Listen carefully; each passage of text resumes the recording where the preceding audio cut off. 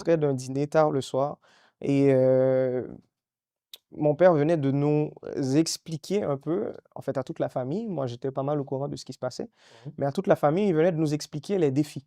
Il venait de nous expliquer la complexité du problème, La fonction de président. le problème lié au développement, le problème lié à l'autonomie Mmh. du peuple haïtien. Mmh.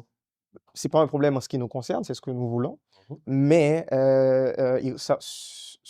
cet élément-là représente un problème pour une classe économique, pour une partie du pays, une minorité, une toute petite minorité en fait, et même pour certains pays de la communauté internationale. Donc, il discutait de la complexité de la chose, il discutait de, tu sais, les éléments techniques, en parlant des secteurs clés comme le pétrole, en parlant des secteurs clés comme l'énergie et tout ça.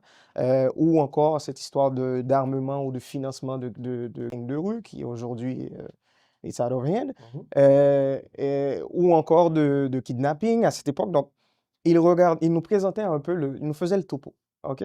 Et en rentrant ce soir-là, ma conjointe m'a dit, juste le fait qu'on sait tout ça, on est en danger. Juste le fait qu'on a toutes ces informations-là, on a les noms, on connaît ces gens-là, Mmh. on est extrêmement en danger. Et moi, naïf que j'ai été il y a 4 ans, Mmh. et aussi dans cette histoire c'est pas une confiance, mais on le sait qu'il y a une ingérence politique de la part de Washington en ce qui concerne la politique haïtienne. Mmh. Donc il y avait en ce qui me concerne, il y avait une relation, je ne dirais pas de confiance, mais il y a un niveau de bénéfice du doute, on va dire, par rapport aux Américains. Et moi, j'ai répondu à ma conjointe, oui, je sais, mais les Américains ne vont pas permettre ce genre de choses. Tu vois, c'est Mmh. pas au 21e siècle, Mmh. pas maintenant, pas en Haïti, pas à l'ère des réseaux sociaux.